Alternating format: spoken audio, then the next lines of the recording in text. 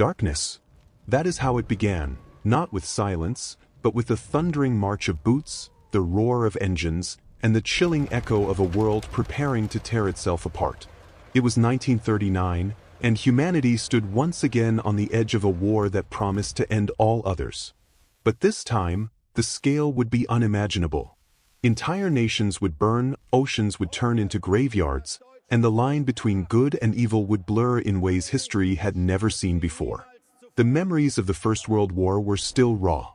Millions had died in muddy trenches across Europe, yet only 2 decades later, the scars had not healed, they had deepened. Out of the ashes of humiliation and despair, a new force rose, feeding on hatred, fear, and a thirst for revenge.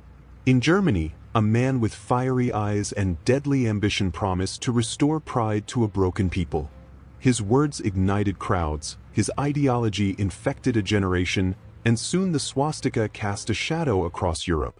The world watched as freedom began to crumble. Japan was building its empire across Asia, Italy dreamed of resurrecting the glories of Rome, and Germany rearmed with terrifying speed. Treaties were ignored, borders were violated, and voices of reason were drowned out by the drums of war. The great powers hesitated, hoping diplomacy could hold back the tide, but the tide was unstoppable. Then came September 1, 1939. German tanks thundered into Poland, unleashing the lightning-fast blitzkrieg that would redefine modern warfare. Within weeks, cities were reduced to rubble, refugees flooded the roads, and the first chapters of the world's deadliest conflict were written in fire and blood. Britain and France declared war, but the machinery of destruction had already begun to spin out of control. Across Europe, families huddled in basements as air raid sirens wailed above. In the east, Stalin's armies advanced under the shadow of secret deals. And far away, in the Pacific, Japan's ambitions would soon pull America into the fight. This was not just another war, it was a total war. It would not only decide the fate of nations but the very future of civilization. From the snows of Stalingrad to the beaches of Normandy, from the skies above London to the ruins of Hiroshima, this conflict would test every limit of human endurance and morality. Empires would fall. Heroes would rise. Millions of ordinary people, soldiers, mothers, children, would find themselves caught in a storm far bigger than themselves. And when it was over, the world would never be the same again. The old order would collapse, and a new one would be born in its place, divided by ideology, haunted by the memory of genocide, and forever changed by the power of human invention and destruction. This is the story of World War II, a story of ambition, sacrifice, terror, and survival. It is the story of how humanity nearly destroyed itself, and how, in the ashes of that destruction, it found the strength to begin again. The ashes of the Great War still hung heavy over Europe. Cities were rebuilt, but the souls of millions were not. In the aftermath of 1918, nations promised that such horror would never return, but promises crumble easily when hunger, humiliation, and hatred take root.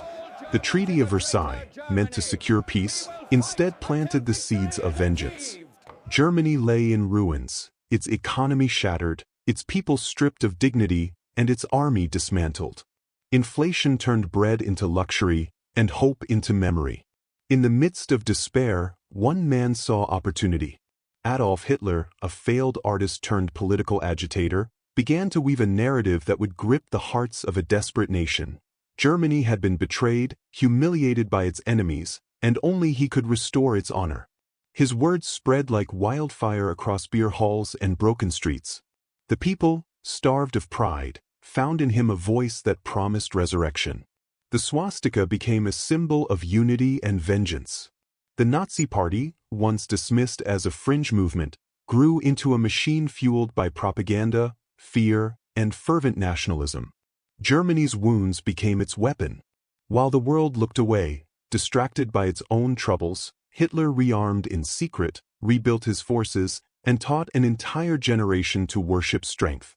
But Germany was not alone. In Italy, Benito Mussolini had already shown how a nation could trade liberty for glory. His fascist regime paraded power through the streets of Rome, declaring the rebirth of the Roman Empire. He promised Italians conquest, colonies, and pride. Across the seas, Japan pursued its own vision of supremacy. Driven by imperial ambition and a hunger for resources, it invaded Manchuria in 1931, beginning a campaign that would one day drag the entire Pacific into war. The world was splintering into two visions, one of domination and one of freedom. The League of Nations, formed to preserve peace after World War I, proved powerless. Condemnations were written on paper, not backed by force. When Italy invaded Ethiopia in 1935, the world's response was silence. When Japan expanded into China, the world watched from a distance. And when Germany marched troops into the demilitarized Rhineland in 1936, a blatant violation of the Versailles Treaty, no one stopped them. Each act of aggression went unanswered, and each silence emboldened the aggressors. The dictators had learned a dangerous truth: the world had no will to fight back. Inside Germany, Hitler's grip tightened. He silenced opposition, controlled the press, and indoctrinated youth. Factories roared back to life, not for peace, but for war. New tanks rolled off assembly lines, Luftwaffe pilots trained for the skies, and the once shamed German army rose from the ashes stronger than ever. Hitler's speeches became events of national worship. He promised a 1,000-year Reich, a purified race, and vengeance for every humiliation Germany had endured. Behind the spectacle, the groundwork for global conflict was being meticulously laid. Meanwhile, alliances were forming in the shadows. In 1936, the Rome-Berlin axis was born, linking the destinies of Hitler and Mussolini. A year later, Japan joined through the Anti-Comintern Pact, uniting the three regimes under a shared hatred of communism and Western liberalism. Together, they stood against the democratic world, envisioning a new global order ruled by military power and racial hierarchy. The Axis powers were not just political alliances, they were movements driven by ideology, bound by the belief that violence could forge destiny. But even as the Axis rose, the rest of the world remained blinded by the illusion of peace. Britain and France, weary from the last war, clung to appeasement, hoping that conceding small territories could prevent another catastrophe. They allowed Germany to annex Austria in 1938 without resistance, calling it self-determination. When Hitler demanded the Sudetenland from Czechoslovakia, the British Prime Minister, Neville Chamberlain, flew to Munich to negotiate. He returned waving a paper, declaring, "Peace for our time." But peace was already dead. Within months, Hitler consumed the rest of Czechoslovakia and turned his gaze toward Poland. This was the point of no return. The world had watched dictators rise, watched nations fall, and still believed war could be avoided. Yet the storm that began in the ruins of the First World War was about to engulf the entire planet. Hitler, Mussolini, and the Japanese Emperor Hirohito had built empires of iron and ideology. Together, they dreamed of rewriting the world map, of crushing democracy, dividing continents, and ruling by fear. The rise of the Axis powers was not sudden. It was a slow, calculated awakening of ambition. Born from despair, fueled by revenge, and strengthened by the world's hesitation, these regimes reshaped the 20th century. As their banners flew higher, as their armies grew larger, and as the drums of war echoed louder, the fragile peace of the world shattered. The age of dictators had arrived. And soon, the fire they ignited would consume everything. At dawn on September 1, 1939, the stillness of Europe was shattered by the sound of roaring engines and exploding shells. German tanks thundered across the Polish border, and the world awoke to the terrifying birth of a new kind of warfare, blitzkrieg, or lightning war. Within hours, the skies were filled with Stuka dive bombers screaming down upon helpless towns. In just days, Poland's defenses crumbled under the speed and precision of the German assault. This was not the slow, trench-bound struggle of the First World War. This was modern, mechanized destruction, swift, ruthless, and unstoppable. Britain and France, bound by treaty to defend Poland, declared war on Germany 2 days later. Yet their words carried little weight. As German forces carved through Eastern Europe, the Allies hesitated, uncertain, their armies waiting behind the Maginot Line. This eerie period of inactivity became known as the Phony War, but for Poland, nothing was phony about it. The country was torn apart in weeks, and by the end of September, it was gone, divided between Hitler's Germany and Stalin's Soviet Union under a secret pact that stunned the world. The message was clear: diplomacy was dead, and the rules of war had been rewritten. For the next few months, Europe held its breath. Then, in the spring of 1940, Hitler struck again, this time westward. Denmark fell in a single day. Norway followed within weeks. In May, German forces stormed into Belgium, the Netherlands, and Luxembourg, sweeping aside resistance. The speed of their advance was terrifying, their strategy flawless. While the Allies scrambled to react, German panzer divisions sliced through the Ardennes forest, bypassing the strongest defenses. France, thought to be invincible behind its fortress lines, collapsed in 6 weeks. Paris fell in June, and the world watched in disbelief as Nazi flags flew over the Eiffel Tower. As France surrendered, Britain stood alone. Across the English Channel, Hitler prepared for invasion, launching the Luftwaffe in a relentless bombing campaign known as the Battle of Britain. Day after day, waves of German aircraft attacked cities, airfields, and factories. Yet the Royal Air Force, outnumbered but unbroken, fought back with courage that would define a generation. In the words of Winston Churchill, never in the field of human conflict was so much owed by so many to so few. The skies over Britain blazed with dogfights, and when it ended, Hitler's invasion plans lay in ruins. It was his first major defeat. But even as Britain endured, the war was spreading. In June 1941, Germany turned east, launching Operation Barbarossa, the largest invasion in history. 3 million soldiers stormed into the Soviet Union, sweeping across vast territories in weeks. Villages burned, armies were surrounded, and millions were captured. Hitler believed the Soviet Union would collapse in months, but he underestimated both the vastness of Russia and the will of its people. As winter descended, the invincible German war machine began to freeze. By the end of 1941, the world was engulfed in flames. Europe lay under Nazi control, and the skies over Asia trembled with new threats. On December 7th, Japan attacked Pearl Harbor, drawing the United States into the war. What began as a European conflict had now become a global inferno. The Second World War had truly begun, an unstoppable tide of destruction that would test every nation, every leader, and every soul on Earth. From 1941 to 1944, World War II widened into a truly global struggle as alliances hardened and industrial might became decisive. The conflict that began in Europe drew the United States in after Japan's attack on Pearl Harbor on December 7, 1941, transforming a regional war into a planetary contest.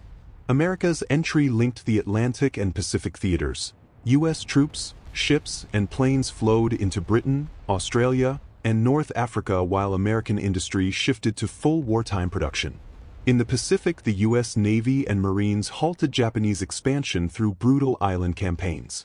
The Battle of Midway in June 1942 turned the tide at sea when carrier forces sank 4 Japanese fleet carriers, blunting Imperial Japan's offensive capability.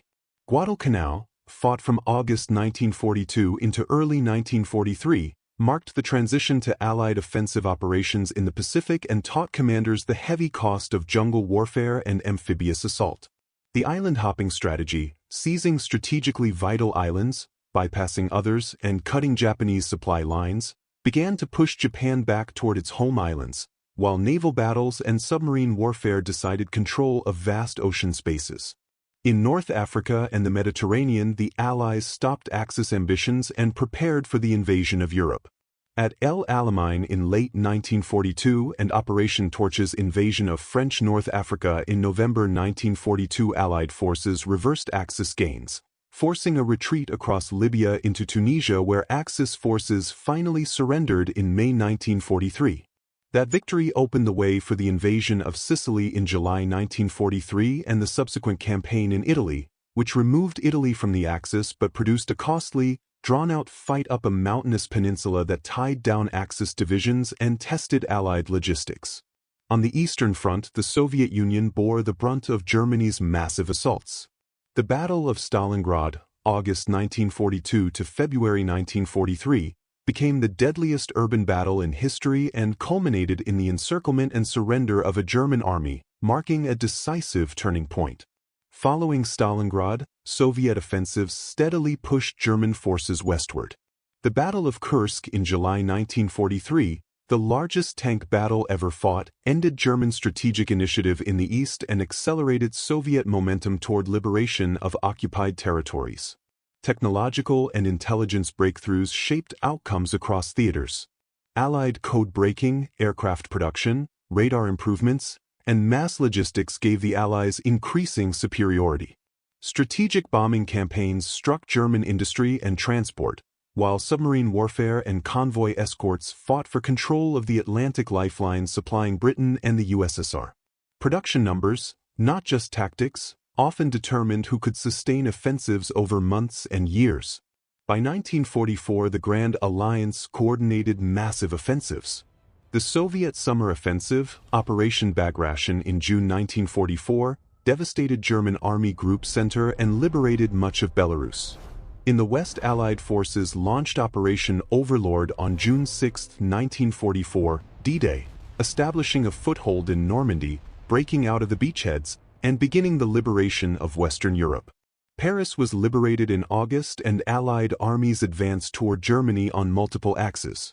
Between 1941 and 1944, the balance of power shifted decisively. Axis expansion stalled and then reversed under pressure from relentless Allied offensives on land, sea, and air. The war had become an industrial, technological, and moral struggle whose scope and ferocity set the stage for the final campaigns to come and reshape the modern world. Amid the chaos of battle and the thunder of armies, another war was being waged, one hidden from the front lines, waged not against soldiers, but against entire peoples. It was a war of extermination, driven by ideology, hate, and a vision of racial purity that defied all humanity. This was the Holocaust, the systematic, state-sponsored murder of 6 million Jews, along with millions of others whom the Nazi regime deemed unworthy of life. It was not born overnight.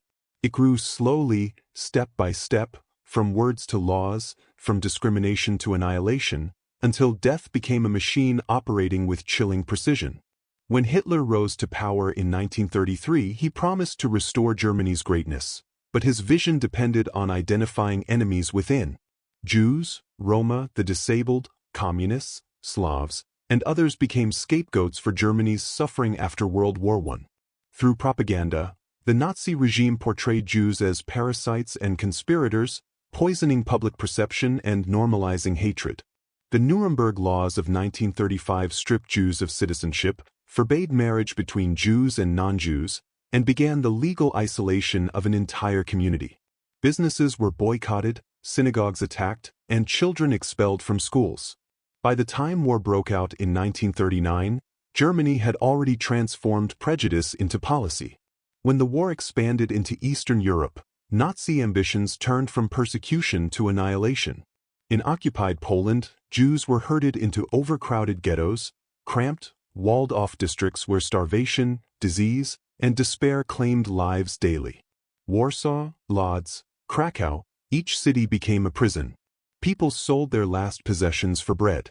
Children smuggled food under gunfire. Yet even then, few could imagine what awaited beyond the barbed wire. In 1941, after Germany invaded the Soviet Union, the Nazi regime unleashed mobile killing units known as Einsatzgruppen. Their mission was simple and horrifying: follow the advancing army and eliminate entire Jewish communities. In forests and fields across Eastern Europe, hundreds of thousands were shot and buried in mass graves. The most infamous of these massacres occurred at Babi Yar near Kiev, where over 33,000 Jews were murdered in just 2 days. These atrocities marked the transition from persecution to genocide. By 1942, Nazi policy evolved into what they called the final solution. At the Wannsee Conference that January, senior officials formalized the plan to exterminate every Jew in Europe. Industrial murder became a matter of logistics. Trains transported millions to newly built extermination camps: Auschwitz-Birkenau, Treblinka, Sobibor, Belzec, Majdanek, and Chelmno, designed solely for killing. Victims were told they were being resettled or taken to shower facilities. In truth, the showers were gas chambers. Within minutes, families vanished into silence, their bodies burned in crematoria. Inside the camps, life was stripped of meaning. Prisoners became numbers tattooed on their skin. They worked under starvation rations, beaten and tortured daily. Children, the elderly, and the sick were killed immediately upon arrival. A few resisted. Uprisings broke out in the Warsaw Ghetto and Treblinka, but most resistance ended in blood. Amid the horror, acts of humanity endured. Prisoners shared crumbs of bread, whispered prayers, or risked death to help others survive one more day. As Allied forces advanced in 1944 and 1945, they began to uncover the truth. Soldiers entering the camps found mountains of bodies, piles of shoes, eyeglasses, and ashes that told stories too terrible to imagine. Liberation brought no joy, only numb disbelief. Survivors, skeletal and hollow-eyed, emerged from the nightmare to find their families gone, their homes destroyed, their world erased. The Holocaust was more than a crime. It was a warning. It revealed how quickly civilization can collapse when hate becomes law and silence becomes complicity. It showed that the machinery of a modern state, when turned toward evil, can annihilate millions with terrifying efficiency. The legacy of those years lives on not only in remembrance but in the moral duty to never allow such darkness to rise again. The Holocaust stands as humanity's gravest wound and its most urgent lesson. By 1944, the balance of World War II had shifted. The Axis powers, once unstoppable, were now being crushed under the combined might of the Allied forces. After years of bloodshed and suffering, the tide was turning. Across Europe, Africa, and the Pacific, the war reached its climax, one of relentless momentum, decisive battles, and unspeakable destruction. The world stood on the edge of victory, yet the cost of that victory would be measured in millions of lives. The year began with Allied control over North Africa and Italy, and the Soviet Union pushing westward after triumphs at Stalingrad and Kursk. Germany was retreating on all fronts but refused to surrender. Hitler clung to his fantasy of dominance, moving armies that barely existed and ordering soldiers to fight to the last man. Meanwhile, the Allies prepared for their most ambitious operation yet, the liberation of Western Europe. Codenamed Operation Overlord, it was a gamble on a scale never before attempted. On June 6, 1944, D-Day, thousands of ships crossed the English Channel. Under a gray dawn sky, Allied soldiers stormed the beaches of Normandy. The sea ran red with blood as German machine guns tore into the first waves, but courage and sheer numbers carried the day. By nightfall, the Allies had established a foothold in France. It was the beginning of the end for Nazi Germany. Over the next weeks, the Allies broke through German defenses, liberated Paris in August, and pressed onward toward the heart of Europe. At the same time, the Soviet Red Army launched a massive offensive in the east, Operation Bagration, destroying much of the German army in Belarus and sweeping toward Poland. The German war machine, stretched to its limits, began to collapse. Bombers from Britain and America pounded German cities daily. Industrial centers like Hamburg, Dresden, and Berlin became firestorms of destruction, reducing once great cities to ashes. Yet still, the Nazi regime refused to yield. In December 1944, Hitler made one last desperate attempt to change the course of the war.